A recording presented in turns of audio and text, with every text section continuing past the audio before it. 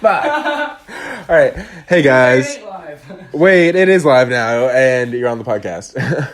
But, hey, guys, this is David. I'm here with Stupid Gay Drama, and I have got my buddy Travis, who was recently on the MTV show, Floribama Shore. Hey, Travis. Hey, what's up, world? Hey, so, I just want to have you on today just to talk about a couple of things.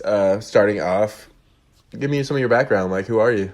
Where'd you come from? Well, I'm Travis Bickle. I'm originally from Indiana, and I moved to Panama City Beach about 7 years ago. It was kind of on a whim. I'd only heard about this place from all my friends who used to spring break and everything else, and I just was kind of because that's what Panama City's kind of known for, is just their spring break and whatnot. Back whenever spring break was spring break. I got a couple of good years of it. My God, that was a good time.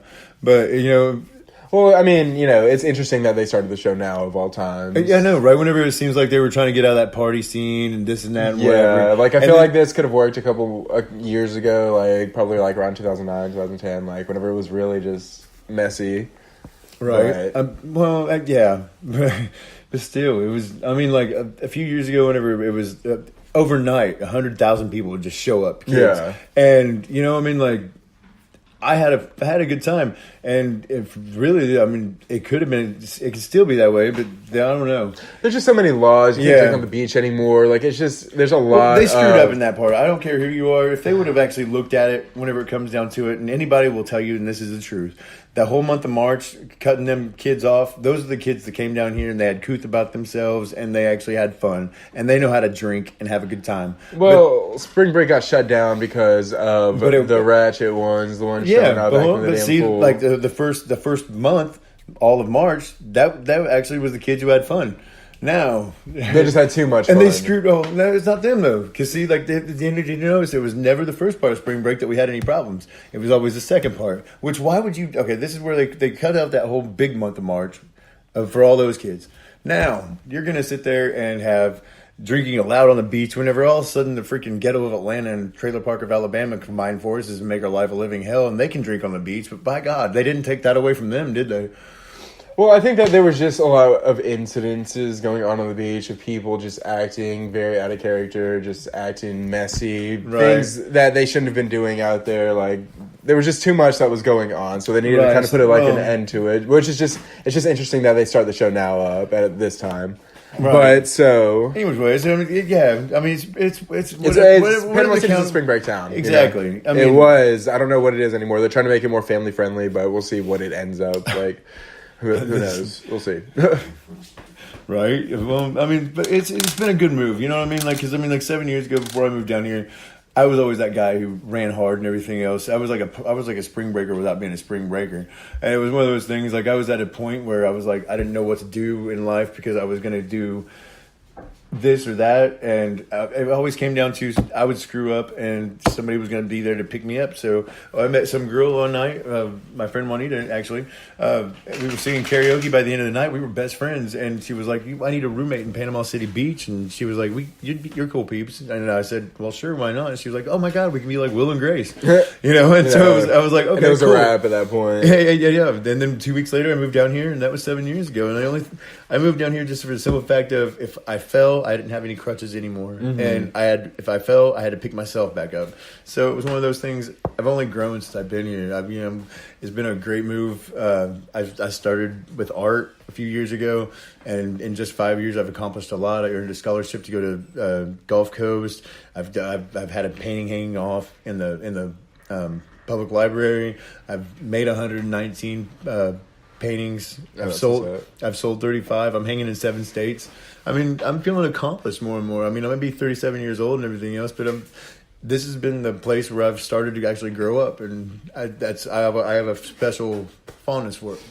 Well, you just said you're going to be 37 years old, but when the show was filming, you were turning 36. Everything that happened pretty much was on your birthday. Actually, no, I am 30. I'm 37. I turned 37 that night. Okay. Yeah. I'm 37. You know what I mean? It was that night that I was celebrating my birthday. Yeah, so the night, the night that transpired at Donovan's was your birthday celebration. It was the most random night I've ever had in my life. You know what I mean? Like, and I knew they were in town because they lived like 3 houses down from me. Yeah. You know what I mean? I could throw a rock and actually hit the house. You know what I mean? Like I can see the top of the house they rented from my little pool area. Well, yeah, because like Amy says on the show, like whenever the whole situation happens with Nilsa, she brings up the fact, or you bring up the fact to her, hey, my dog ran into the house. I was walking, and nobody knows. Like they're like, wait, what do you mean your dog ran into the house? Like they don't know that you live literally like right next door. Well, see, like the film crew, there's an empty lot next to my house where they're doing a bunch of construction and stuff like that. There's an empty lot, right? And they would the whole film crew and everybody would park along my house, and I sit outside and painting. And they would come over and actually watch me, and so I would see these guys coming in, getting in and out of their vans and everything else, and I'm just like, what the hell, you know?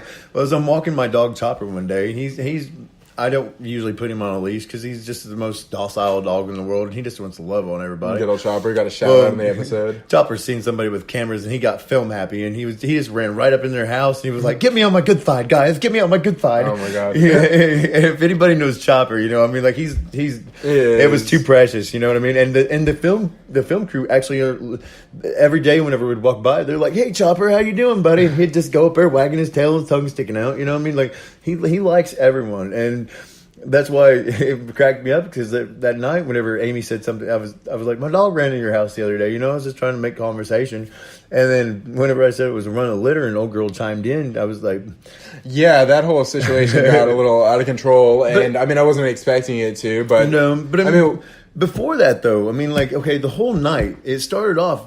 Well, we'll talk about that, but I just want to ask you first, what was it like seeing yourself on TV? Because, I mean, you're randomly watching MTV one day, and here you are on a freaking season trailer for Floribama Shore. You're like, what the hell is going on here? Obviously, you know about it because you've signed waivers, all that fun stuff. Well, but I knew already that I was going to be on it because, whenever I first got there, I was doing my pub crawl because I was doing a birthday pub crawl. Yeah, birthday pub crawl.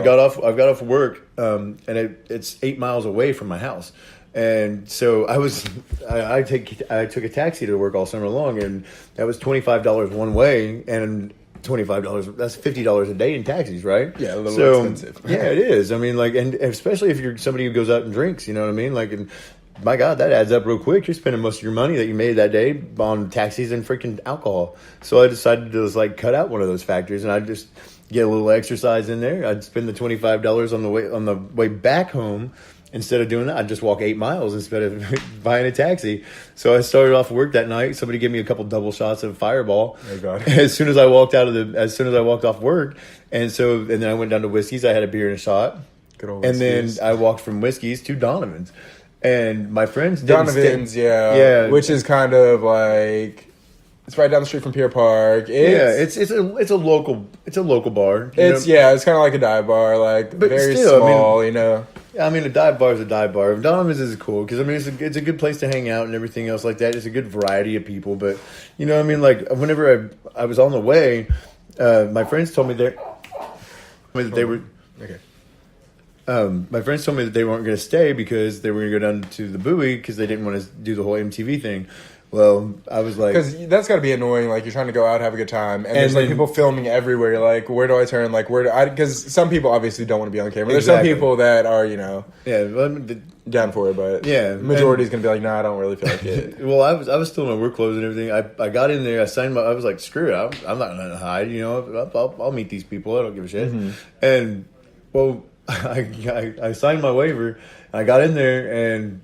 Okay, but I ran into a couple people I knew, and I was, my friend Jeremy said, he was like, happy birthday, and I was like, I'm still in my work clothes, you know what I mean? And he was like, hold on, I got something for you. He took me out to his car, and like, he had an outfit. You say Jeremy, you're meaning Jeremiah. Jeremiah, yeah. Yeah. Jeremiah, oh God. Yeah, I mean, hey, Jeremy, I still got that outfit, and thank you very much. I don't think you're ever going to get it back. But anyways, like, okay, so I went out, changed clothes, and went back in.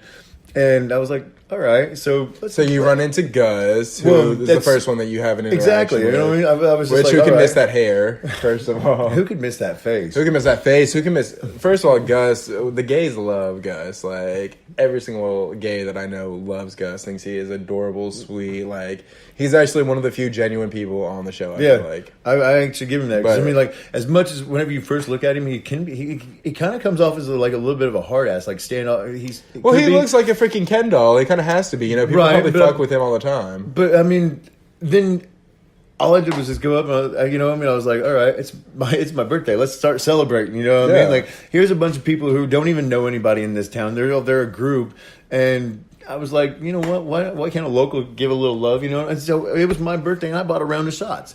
I was just not trying to be this person or that person. I'm just trying to be Travis. Anybody who knows me, I'm very friendly, you know what I mean? Like, and I'm very outgoing, and I am who I am. And they seem like those type of people on the show, like obviously Gus and Jeremiah. They're just like, they seem chill, but then you got your bitches like Nilsa, who she just started immediately with the I don't take shots from strangers. My mother told me not to take shots from strangers. See, that was the whole thing. Okay, whenever I first met them all, you know, she was walking by, she was like, "You're pretty attractive for an older guy," you know what I mean? Like, okay, well, thanks, you know what I mean? Like, it is my birthday, I'm turning a year older, so yeah, okay, what to do? And then I think it was the simple fact that I think maybe Gus was like actually enjoying a conversation without her. You know what I mean? Nobody was. No one was paying attention to her. Watching the episodes, you just see anytime that anything isn't focused on her, she's pissed off about it. She's jealous. She's a very jealous girl. She throws herself away from the group. But I mean, I think she tells that, like, she like lets that be known, but that doesn't like make it okay or acceptable. How about this? Don't ruin my birthday for me, because I mean, exactly. I'm trying to be a nice guy the way I always am, and you're just going to be standoffish. Excuse me, sir, and then you say in that little stint, you know, whenever the show shows, oh, I don't know who their mama is. Well, how about this? Oh, yeah, that was tacky. Why would you say something like that? Exactly. Because people can say a lot of things about you. Like, how would you feel like if somebody was talking about your mother, Nilsa? Like, why would you say something like that? Actually, you know, whenever a guy's being nice, brings over a whole tray of drinks, and all your 7 friends are sitting there and taking one too. I mean, what do you think you're going to get the one that was magically roofied or something? And like not that? only that, let's talk about the fact that you're gay. You were obviously not attracted to her, and you would never try to roofie this girl or anything. Which, I mean, obviously was the implication behind her saying she doesn't accept shots from guys or from strangers. From saying that she's going to get roofied or something, you're not going to do that. What reasoning? What type of why would you ever do that in the first place? You know, it just doesn't make sense. Why would I even think about doing something like that on national television? Well, not only on national television, but just in life in general. In general, the fact she's a girl, like you're not. She's a fucking girl. It doesn't make sense. I got my own. She pulled out a Jello shot from her purse.